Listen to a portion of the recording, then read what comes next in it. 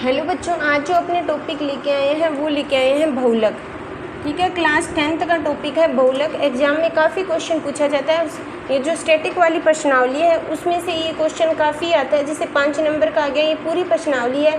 Mostly 13 number के exam में 13 number के क्वेश्चन पूछे जाते हैं। उसमें से जो बहुलक है उसका क्वेश्चन हर बार आता है। तो आज अपने जो टॉपिक है वो लेके आएंगे बहुलक, यानी जो लेके आए हैं बहुलक। अपने इस ये क्वेश्चन दिया हुआ है उसमें बहुलक ज्ञात करना है। यानी x का मान अंतराल में दिया हुआ है 1 से 3, 3 से 5, 5 से 7, 7 से 9, 9 से 11 और y का मान दिया, यानी 1 से 3 के बीच में जो संख्या है वो 7 बार रिपीट हो रही है। f जो y का यहाँ पे होता है, f मतलब फ्रिक्वेंसी, बारंबारता जो रिपीट हो रहा है। 3 से 5 तक जो संख्या है, 3 और 5 के बीच या 3 से 5 जो संख्या है वो 8 बार रिपीट हो रही है, मतलब फ्रिक्वेंसी अपने को दी हुई है। अपने को बहुलक ज्ञात करना है। तो बहुलक ज्ञात करने के लिए पहले मैं टेबल को सीधा लिखती हूँ। x कितना दिया हुआ है 1 से 3, 3 से 5, 5 से 7, 7 से 9 और 9 से 11 और f फ्रिक्वेंसी अपने को दी हुई है 7, 8, 2, 2, 1। बहुलक ज्ञात करना है। तो सबसे पहले मैं बहुलक का फॉर्मूला बता देती हूँ कि अपना बहुलक का फॉर्मूला क्या होता है। बहुलक इक्वल टू क्या होता है, L1 plus F1 minus F0 बटे 2F1 minus F0 minus F2 into आई। ये मान है। अब ये मान क्या क्या है वो अपने क्वेश्चन करेंगे तब मैं साथ साथ में बताती जाऊँगी कि ये मान क्या है।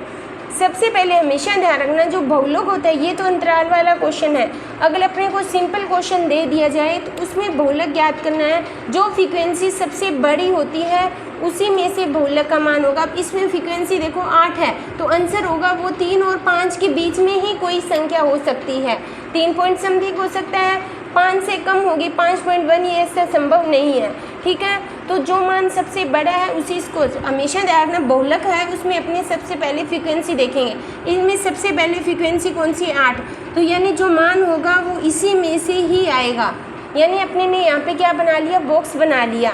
यानी ये क्या f है, अपने को F1 चाहिए, F0 चाहिए, F2 चाहिए। तो सबसे पहले अपने को क्या चाहिए, मैं यहाँ लिख देती हूँ, F0 चाहिए, F1 चाहिए, F2 चाहिए, I चाहिए और L1 चाहिए। ये मान कहाँ से आएंगे, जो फ्रीक्वेंसी सबसे बड़ी है कौन सी है, 8 है, तो इस पर अपने ने बॉक्स बना लिया।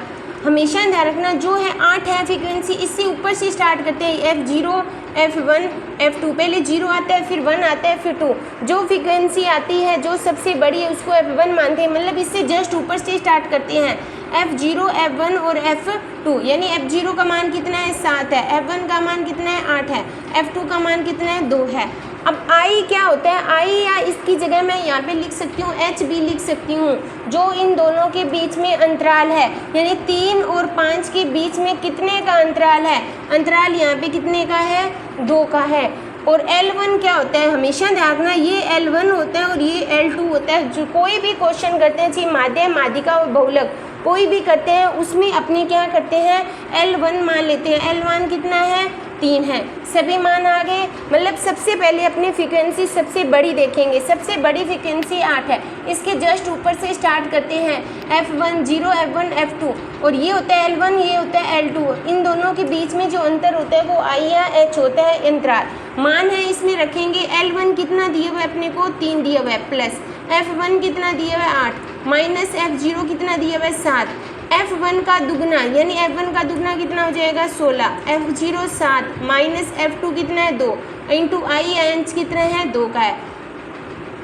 पहले अपने जो मल्टीप्लाई वोडामास नियम के अनुसार पहले मल्टीप्लाई हल करेंगे। कितना हुआ, 1 हो गया, कितने हो गए, 9, कितने बचे 7, यानी 16 में से 9 गए, इंटू कितना हुआ, 2, यानी 3 प्लस 1 को 2 से किया, 2/7, यानी 3 प्लस इसको भाग देंगे 0.2, फिर कितना गया, 8, यानी कितना आया, 3.28।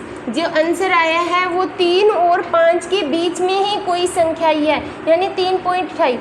अगर 3 आ जाए तो आंसर सही है, अगर 5 पॉइंट समथिंग आ जाए तो आंसर अपना यहाँ पे क्या होगा, रॉन्ग होगा। क्यों, क्योंकि मान है वो 3 और 5 के बीच में ही कोई संख्या होनी चाहिए। इससे अगर थोड़ा सा भी पॉइंट में 5 से थोड़ा सी भी ऊपर चल जाएगा, इसका मतलब अपने कैलकुलेशन गलत है, या जो अपने ने F1 ये मान रखे हैं सारणी में से देख के वो मान ही गलत रखे हैं। तो इस हिसाब से अपने किसी भी संख्या का बहुलक आसानी से ज्ञात कर सकते हैं। अगर भी बच्चों वीडियो अच्छी लगे तो लाइक करना, शेयर करना और मेरे चैनल को सब्सक्राइब करना। Thank you.